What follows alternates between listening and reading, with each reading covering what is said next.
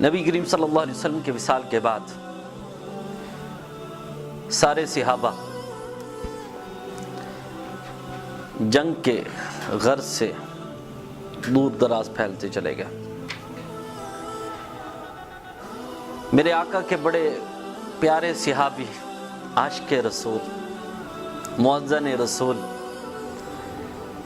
سیدنا حضرت بلال حبشی رضی اللہ تعالیٰ عنہ، اب مدینے میں دل نہیں لگ رہا تھا۔ یار کے بغیر دل کیسے لگتا ہے؟ جب یار کا دیدار ہوتا ہے تو عید ہو جاتی تھی، اب جب آتے تو سامنے نظر نہ آتے تو ہر وقت روتے رہتے تھے۔ سیدنا صدیق اکبر رضی اللہ تعالیٰ عنہ سے عرض کی کہ میں بھی جانا چاہتا ہوں جہاں۔ شام میں چلے گئے۔ ابھی 6 مہینے گزرے تھے تو ادھر تقریباً 1 لاکھ صحابہ جو ہے وہ جہاد کے لیے نکلے ہوئے تھے۔ ابھی کسی صحابی اور کو سرکار خواب میں نہیں ملے، ادھر اپنے غلام پر حضرت بلال پر مہربانی فرما دی۔ خواب میں زیارت کروائی اور فرمایا بلال کیسا ہے تو؟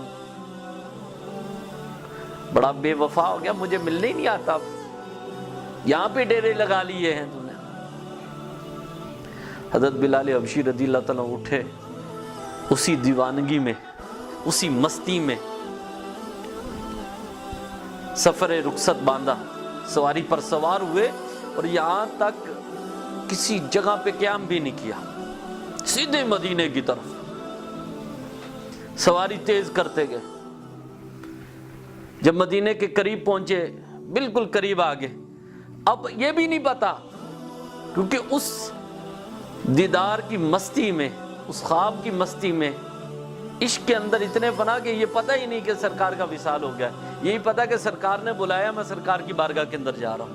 سبحان اللہ، سبحان اللہ، کیا بات۔ مدینے میں پہنچے، جب مدینے میں پہنچے تو اسی آواز سے، جس آواز سے وہ بولا کرتے تھے، یا رسول اللہ صلی اللہ علیہ وسلم غلام آ گیا ہے، یا رسول اللہ غلام آ گیا ہے۔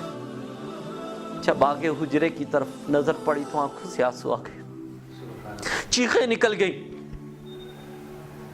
میں تو آقا کا دیدار کرنے کے لیے آیا تھا کہ سرکار نے مجھے بلایا ہے، ذہن میں نکل گیا کہ سرکار کا وصال ہوا ہے۔ رو رہے ہیں اور سرکار کی قبر مبارک پر تشریف لے جاتے ہیں اور زاروں قطار روتے جاتے ہیں۔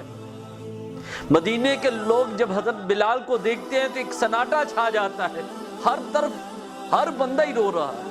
حضرت بلال کو جب دیکھتے ہیں ہر بندہ ہی رو رہا ہے، بلال کو دیکھتے ہوئے چپ کرواتے ہیں۔ اللہ اکبر، ادھر نماز کا ٹائم ہو جاتا ہے۔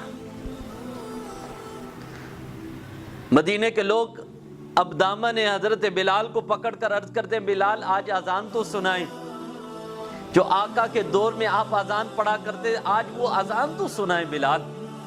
حضرت بلال حبشی رضی اللہ تعالیٰ منع فرما دیا، آپ نے فرمایا میں نہیں پڑھ سکتا، میں بڑے کمزور دل کا مالک ہوں، مجھ سے اذان نہیں پڑھی جائے گی۔ اللہ اکبر، مدینے کے لوگوں نے سوچا کہ اب ان ہستیوں کی سفارش ڈالتے ہیں کہ جنہیں بلال بھی منع نہیں کر سکیں گے۔ حسنین کریمین دونوں شہزادے ابھی بچے ہیں، 6 اور 7 سال عمر ہے، ان سے کہا کہ آج بلال سے کہیں کہ بلال آج اذان سنائے۔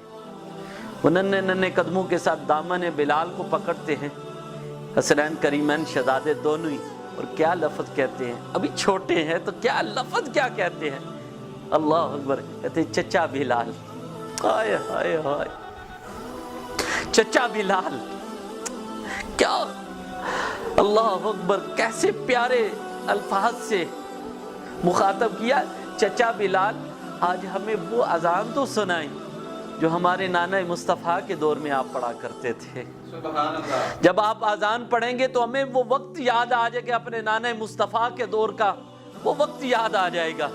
آج چچا بلال آپ اذان تو سنائے۔ حضرت بلال انہیں منع نہ کر سکے، کہا ٹھیک ہے۔ حضرت بلال کھڑے ہوئے اذان پڑھنے کے لیے، ادھر حضرت بلال نے صدا شروع کی، اللہ اکبر اللہ اکبر اللہ اکبر۔ مدینے کی گلیوں میں سناٹا چھا گیا. جس کے کان میں حضرت بلال کی اذان پڑی وہ بھاگتا ہوا نکل آیا اور اس کے ذہن کے اندر یہ خیال تھا آج بلال اذان پڑھ رہے ہیں اور امامت امام الانبیاء فرمائیں گے. ان کے ذہن میں یہ تصور بھی ختم ہو گیا کہ نبی کریم صلی اللہ علیہ وسلم کا وصال ہو گیا ہے. وہ سارے مدینے کے لوگ جس کے کان میں اذان پڑھ رہی ہے وہ جس حالت میں وہ بھاگتا ہوا باہر نکل رہا ہے. عورتیں سروں پہ ڈبٹا نہیں ہیں, مرد ہیں پیروں میں جوتیاں نہیں ہیں, روتے ہوئے آ کر مسجد نبوی شریف کے سامنے ایک جرمٹ کٹھا ہو جاتا ہے. اللہ اکبر. اور حضرت بلال کے چہرے کو دیکھ رہے ہیں کہ آج بلال اذان پڑھ رہا ہے, امامت امام الانبیاء فرمائیں گے. اللہ اکبر. ادھر بلال جب پہنچتے ہیں اشہد ان محمد رسول اللہ, ادھر جب بلال یہ پڑھتے تھے اشہد ان محمد رسول اللہ, ادھر سرکار کے چہرے کی طرف دیکھتے تھے اور سرکار مسکراتے تھے تو حضرت بلال آگے بڑھتے تھے. جب حضرت بلال حبشی رضی اللہ تعالیٰ نے یہ پڑھا اور سرکار کی طرف دیکھا جہاں پہ سرکار بیٹھا کرتے تھے, جہاں پہ سرکار تشریف فرما ہوا کرتے تھے, حضرت بلال نے جب ان کی طرف دیکھا تو سرکار کو نہ پایا, سرکار کو نہ پایا تو زاروں قطار روتے ہوئے بے ہوش ہو کر گئے, بلکہ اذان بھی مکمل نہ کر سکے. کسی دوسری مؤذن نے اذان پڑھی. دیکھیں اب حضرت بلال کا عشق دیکھے, محبت دیکھے, یار نظر نہیں آیا تو برداشت ہی نہیں ہوا. تو بات تو یہی ہے کہ جب یار نظر نہیں آتا تو یہ دنیا بیکار ہوتی ہے. اللہ اکبر. جب عشق کرتا ہے, محبت کرتا ہے اپنے محبوب سے, اپنے محب سے, محبت کرنے والا جو ہے وہ اپنے محبوب کے بغیر نہیں رہ سکتا. تو ہم بھی سرکار سے اگر محبت کرتے ہیں تو سچی محبت کرو, بلکہ سرکار کے اوپر عیب نہ نکالو. میرے آقا بے عیب ہے, ہر چیز سے پاک ہے, ان سے نقص نہ نکالا کرو. میرے آقا ہر نقص سے پاک ہے. میرے آقا جیسا دنیا کائنات کے اندر کوئی نہیں ہے.